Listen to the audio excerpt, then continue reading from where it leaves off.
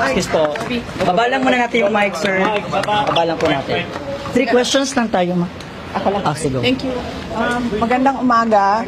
So, two items lang muna ako ngayon today ha. Kasi, sorry, kailangan ko yung cellphone ko. Sir, kailangan Two items lang muna tayo today. Yes, sir. Kasi, hinahabol ko yung house hearing kasi kailangan ko kasamahan yung mga kasamahan namin sa OVP version, yung mga kasamahan. Again, 2 items lang muna tayo today dahil kailangan ko samahan sa house hearing yung mga OVP personnel na nandoon. Magbigay lang muna ako na first item is magbigay ako ng update kay Yusek Zulaika Lopez. So, ang update is, ang usapan kahapon, ang pakiusap sa kanya kahapon, ay kapag dumating yung nanay niya, pwede kaming umalis ni Senator Bato. Si Senator Bato, meron siyang trabaho. Tapos ako, sasamahan ko naman yung mga OVP personnel na nasa house hearing. Okay siya kausap kahapon. Kanina, umaga, habang naghahanda ako, nagpaalam na ako sa kanya at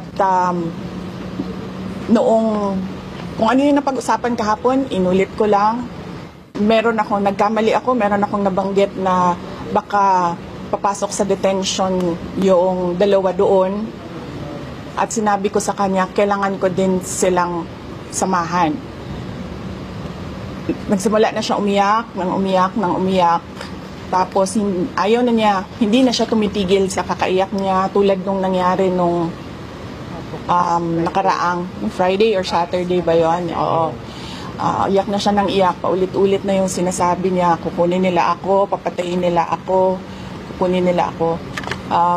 So nagtawag na lang kami ng doktor. Tapos yung doktor ang kumausap sa kanya. Medyo natagalan kami kasi ayaw niya maniwala sa doktor. Sinasabihan niya lahat ng tao na lumalapit sa kanya, wala akong tiwala sa inyo. I-lock niyo yung door, wag niyo siya palabasin. Wag niyo wag niyo palabasin si Inday Sara, i-lock niyo yung door. So medyo matagal kanina yung negotiation at pakikiusap at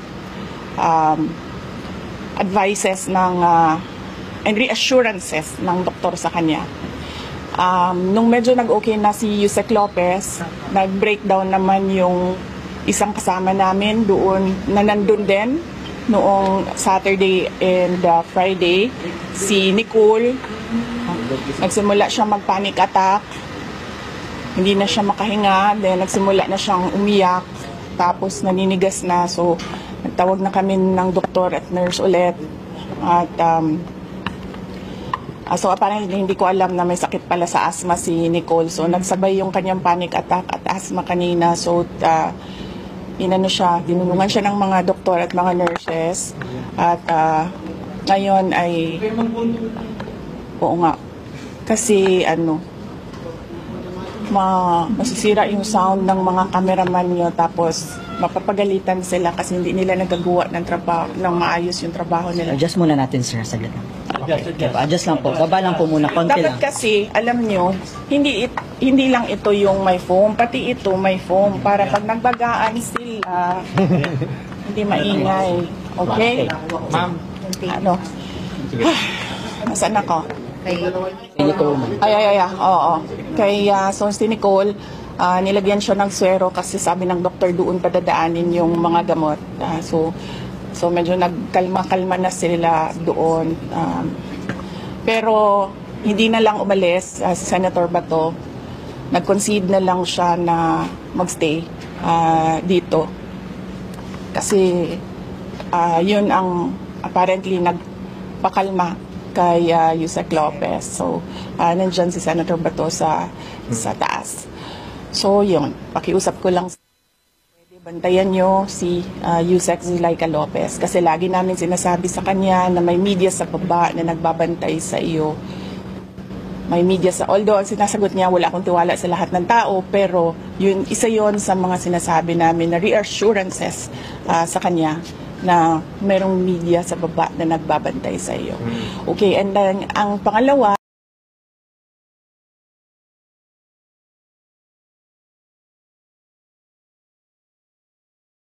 ay yung sagot ko sa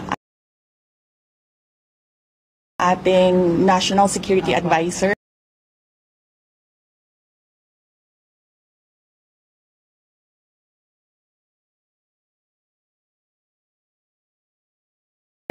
sa ating National Security Council na una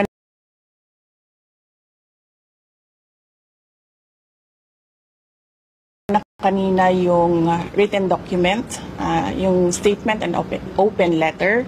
Babasahin ko lang siya ulit para sa inyo ngayon, para meron kayong video.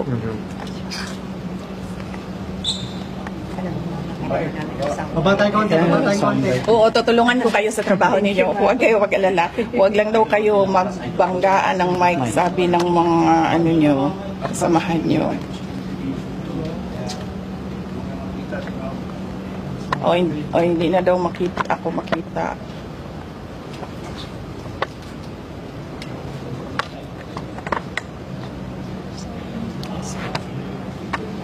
Ba't kasi yung GMA, tatlo ang mic? Siyempre. Bakit tatlo tayo dito? Nagbabantay kay Yusek Lopez. Salamat Salamat sa inyong tulong sa Office of the Vice President at sa mga personnel ng Office of the Vice President. Hindi lang nila masabi sa inyo ngayon dahil lahat sila busy, under pressure, under stress sa kailangan namin gawin lahat dahil ngayong araw na ito, tatlo yung division ng labor namin. Meron sa office, meron sa House of Representatives at meron dito. This is in response to the statement made by the National Security Advisor speaking for the National Security Council dated 24 November 2024. National security pertains to the protection of our sovereignty, the safety of the Filipino population, and the preservation of our democratic institutions.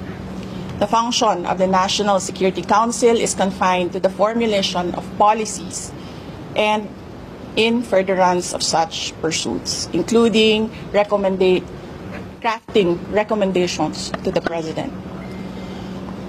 Therefore, I would like to see a copy of the notice of meeting with proof of service, the list of attendees, the photos of the meeting, and the notarized minutes of the meeting where the council, present council or the past councils, resolved to consider the remarks by a vice president against a president maliciously taken out of logical context as a national security concern. In addition, please include in the agenda for the next meeting my request to present to the Council the threats to my person, the OVP institution, and its personnel. As a member of the National Security Council, based on EO 115, December 24, 1986, I do not recall receiving a single notice of meeting since 30 June 2022. Therefore, I request the NSA to please send to me the notarized minutes of all meetings conducted by the Council from 30 June 2022, if at all there is any. I want to review what the Council has accomplished so far in terms of policies and recommendations for national security.